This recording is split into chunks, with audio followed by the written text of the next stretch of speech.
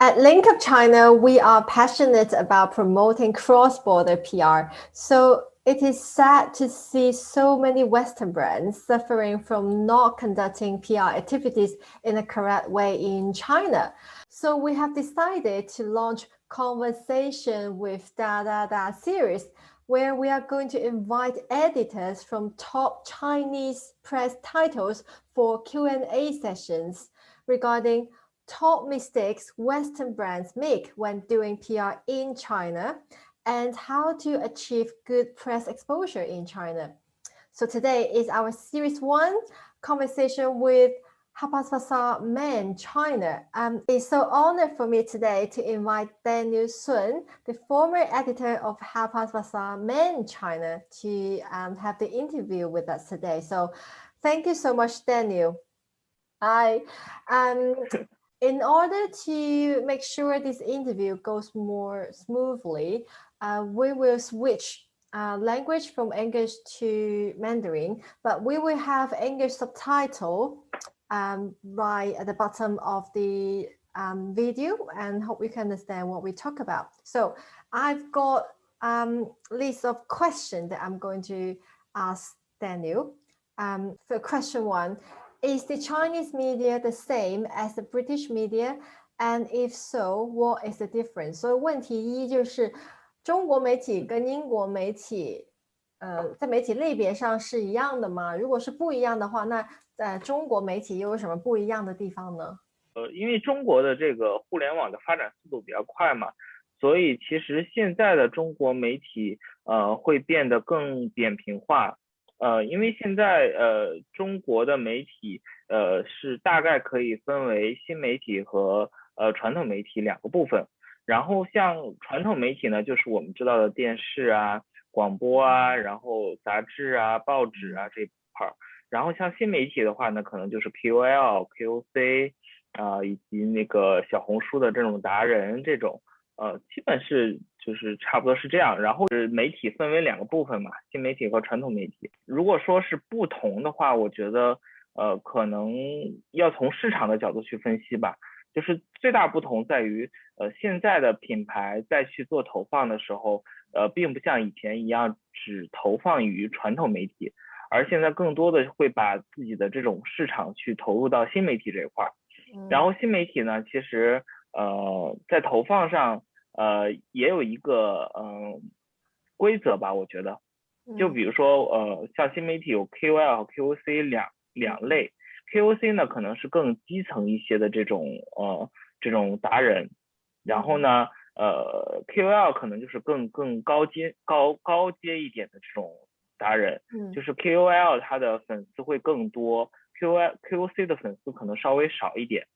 然后呢但是品牌在投放的时候可能 KOC 会比较多一些，然后呢再到金字塔尖上就是 KOL 会投的稍微少一点，但是基本就是一两个这种 KOL， 然后再搭上10几个的 KOC， 然后这样来搭建自己的这种媒体的这种品牌的这种传播然后像传统媒体呢，像这种比如说就是说杂志吧，杂志你不能说是现在可能受新媒体的冲击，的确有一些这种传统的杂志已经在就是消失在市场上了。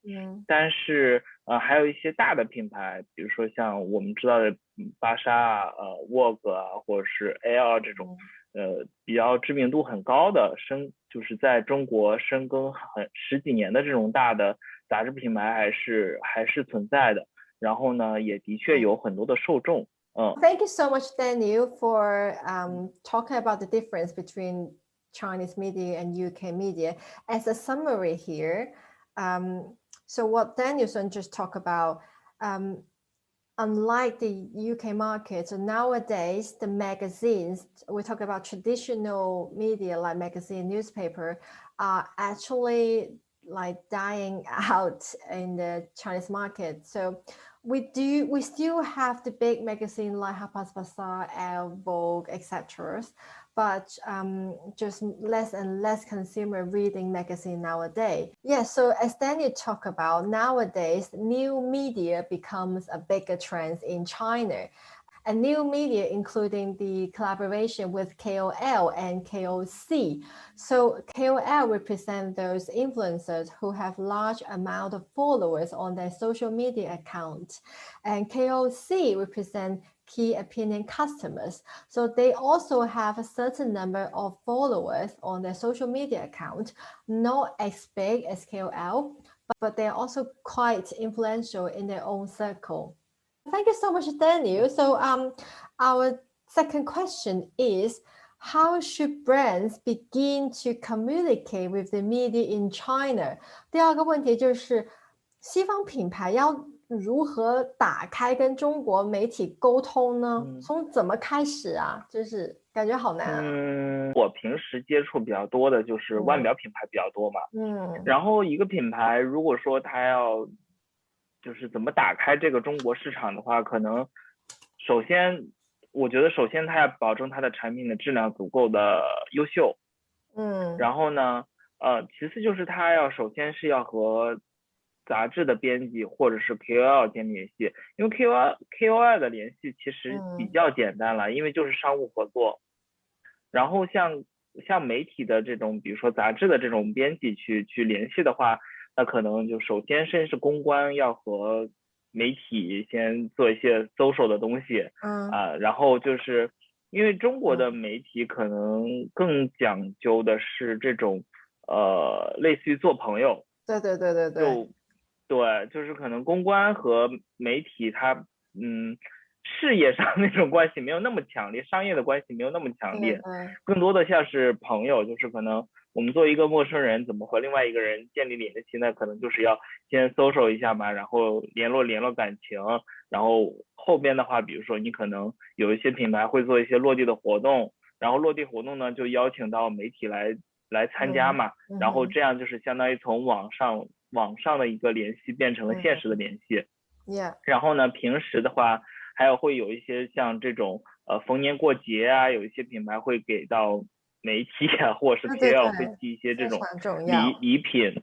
对，寄到礼品其实就是相当于朋友嘛，那我可能比如说去别人家拜访的话，可能也会带个礼品。就是我不知道西方是不是这样，但中国就是会通过这种对，类似于这样，就是你可能逢年过节联系，然后线下有一些活动，然后邀请媒体，然后呢，平时的时候，比如说你有新品推荐啊或什么的，你可能就会和媒体常联系，说，哎，我们家可能最近推出了一款新的产品，你看有没有什么选题上可以做一些合作啊什么这种，然后这样其实就是慢慢的就联系起来，联系多了以后，可能媒体就会对你印象就会很深了，因为其实每一个媒体他接触的品牌特别多，那他怎么才能对你的品牌有格外的印象，在选题里边用到你呢？那就是平时的常联系。包括就像我们说的有一些这种样品什么之类的，为什么说要递给媒体去呢？其实它就相当于让媒体去亲身去体验嘛。那可能有一些我平时我看新闻稿，但是新闻稿毕竟是文字，你根本不清楚它真实的功效啊，或者说它真实的效果。那我可能你递到样品以后，我亲身去体验了，那我可能有一个很好的感受，那我就会在选题里边去配合到品牌。非常感谢，我总结一下哦。Thank you so much, Daniel, for this detailed sharing. We've definitely learned a lot from you. So as a summary here for question 2, how do brands begin communicating with the press in China? So first of all, it's very important to make sure that your product represent definitely the highest quality, and that's very important. Very good product. That is the basic thing. Secondly, you really need to make friends with the editors in China, because that's how Chinese people do business. We make friends first before talking about business. You can't just jump directly into business that will make the relationship quite commercial and quite cold. So we highly recommend you to warm up the relationship a bit, making friends first. We recommend you to engage with the editors in different ways. For example, social networking or inviting the editors to join your press conference, your events, and mingle with them. Trying to get to know more about them, their background, what do they like about, what columns do they write about, what theme, what topics do they care about. And gifting. So gifting is such an important culture in China.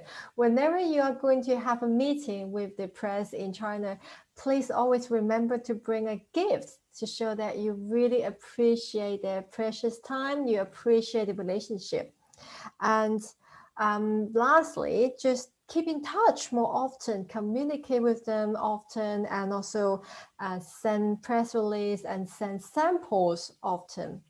Yes, so that is, I hope you're happy with the sharing so far.